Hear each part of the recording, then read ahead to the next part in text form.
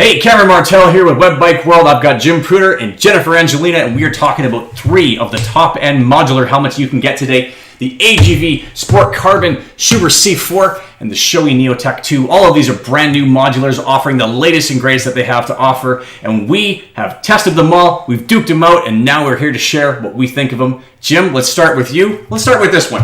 What's your favorite helmet and why? My favorite helmet is the AGV because it's the lightest on the market, it's the quietest on my head, even though some might disagree, and it is the one that flows the most air. To me, those are the most important things in a helmet. All right. Jennifer? I'd have to say the Shoei.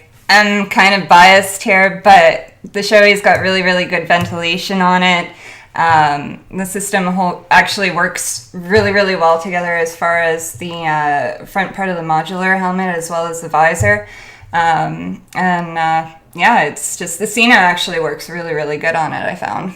You know what? I'm actually going to agree with you on that one and pick the Neotech 2. I've reviewed both of these in depth, and originally I had rated the C4 a little bit higher than the Neotech, and I think that on a technical level, it still has a bit of a higher rating. It's got a bit more polish than the Neotech does in certain areas, right? But in terms of the overall package, the Neotech 2 is really hard to beat. I love the integration of the SRL, and comfort-wise, they're both equally as good. The Neotech feels a little more comfortable in my shoulders, personally. Same here. Yeah. Trying these on, it's just, well, maybe my head shape's weird, but... You know what? You do have a weird shaped head, I'll give you that. I'll tell you this, okay? When I was on the road, and the first time wearing the C4, so I was really impressed just by how, smooth this thing is. It feels very German, right? German engineered. Get it on my head, and I'm out on the road doing 80, and I go and look to see, and it just catches you. It catches you and whips your head around. I really was quite surprised by that. So I didn't feel that in either the AGV or the Neotech.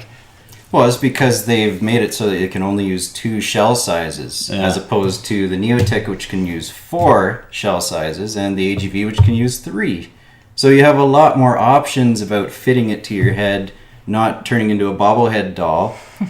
The Neotech in particular has the comfort fit system, so you can change out all the padding in the inside, make it fit your face. Like Jen has a more narrower cheek structure. Yeah. We have a little broader so I need a little bit more padding here. Yeah.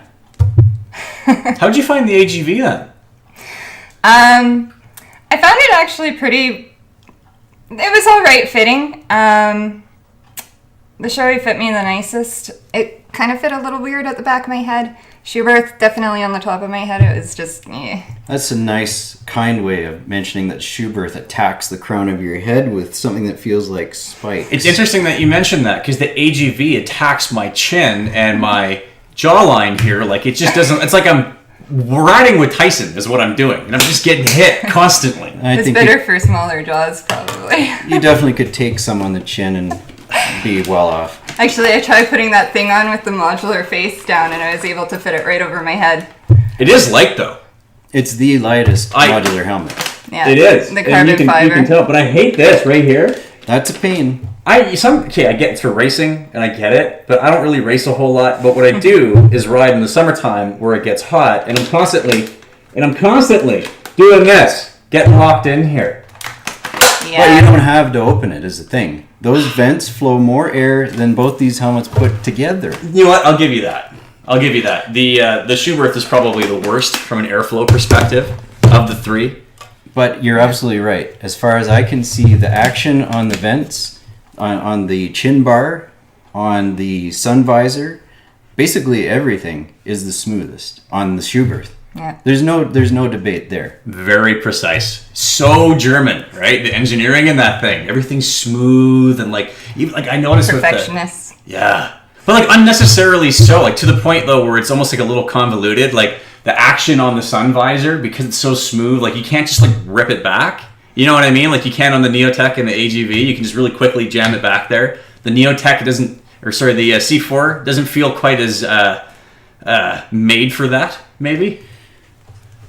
Yeah, and kind of the other knock against it, I mean, you don't have to use the integrated system, but why would you want something that you couldn't transfer from one helmet to another?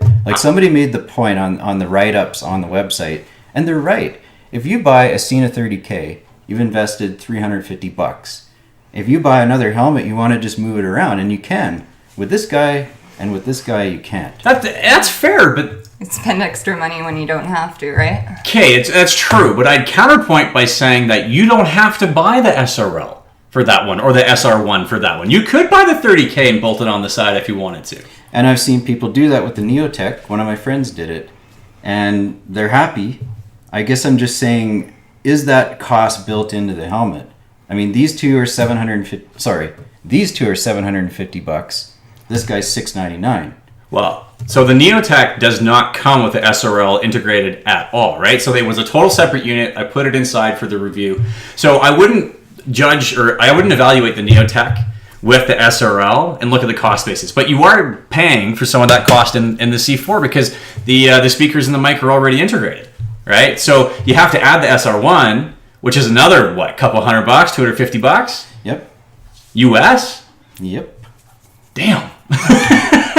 And the 30K is about 300, 350, something like that. But it's yours forever on any helmet. Yeah, see, that doesn't really bother me. And mostly my logic behind this, and walk this path with me.